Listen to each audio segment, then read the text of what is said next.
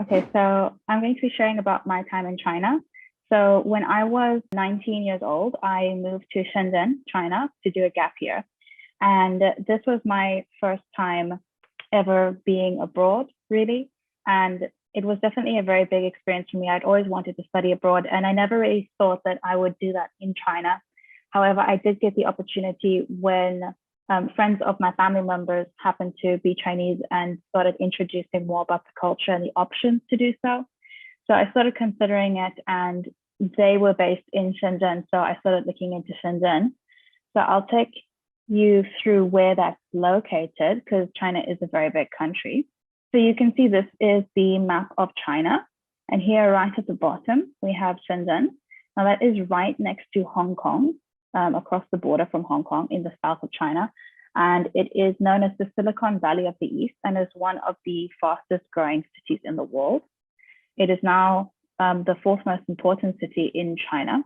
So it was definitely a very different experience for me as someone who is used to growing up in a small South African town, being in Africa all the time, and not really being exposed to like a lot of people and a lot of different cultures. So it was a very different experience. And then I started thinking about possibly studying in China at Shenzhen University. So here you can see a lovely picture of Shenzhen University. It's got a very beautiful campus. I started in Shenzhen University in 2018, a year after I arrived in China. I decided to do an undergraduate in Chinese language and culture. And I managed to skip 1 year because the previous year I had been studying Chinese by myself and I'd managed to write HSK4 within 1 year. And then I was able to skip into the second year. So I managed to graduate in 2021. And it was a very great experience to be there because I was there before the pandemic and during the pandemic as well. I definitely think it was probably the best decision of my life. I met so many people that I hold very close to me today in this university. And I think that it's a very important thing for a lot of people when you go abroad. You definitely learn to stand on your own two legs. You learn to become an adult. You learn to rely on yourself. And you get to meet people of other cultures. And for a lot of other people, when you grow up, you don't really get to have that experience. You don't really get to meet people from different cultures. And I think this is a great way to learn respect for different cultures and different people and to be compassionate. You gain a new perspective of life. And it's also, a great way to keep open-minded. Another great advantage for me studying in China was that I got to learn a new language, which was very helpful for me in my future career. As learning Chinese has become part of many things that I do now in my adult life. For many people, when they decide to study abroad, they might not necessarily want to go to a country where they have to learn a new language, which is also understandable. There are also, in many different countries, you do have the possibility of studying in English, as that is your first language. And however, I do think that if you are able to learn a little bit of the language, whether you decide to go to university in Italy or Germany or wherever you decide to go, if you learn a little bit of the language, I think that's very helpful for you and then also very helpful for your career later on as well. So here I'm going to talk about some of the general benefits of studying abroad. So this is what I've experienced and what a lot of people who I've studied with have also experienced. So one of the first things is that there are a lot of career benefits to studying abroad. There are a lot of career benefits, and I think that when it comes to that, you're always going to have like when people see that you've studied abroad, it's definitely a way that your employer can see that you have gained a new perspective. You've lived in a different country. You know how to deal with different people as well.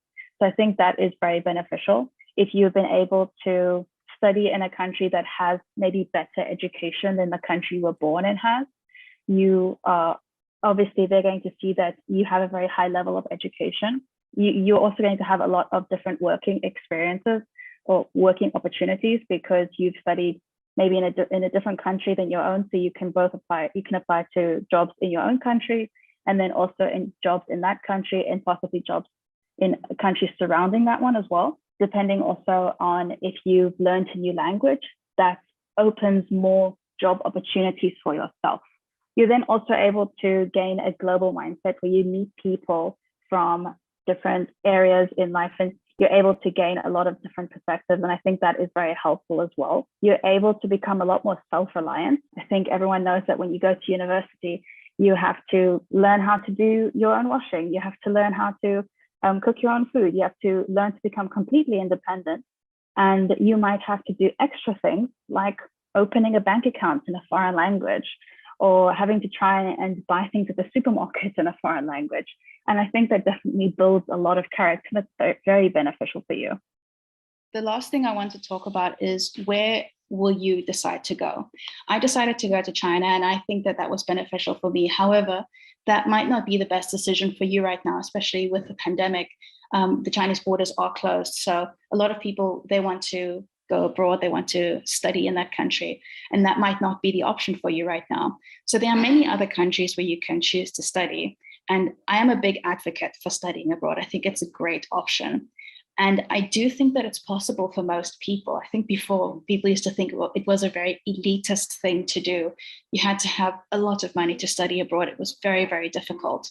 And it wasn't really possible for everyone. But I'm here to say that as someone who did not grow up in very good circumstances, it is definitely possible. There are opportunities in other countries. They are maybe not in the countries that you thought they were.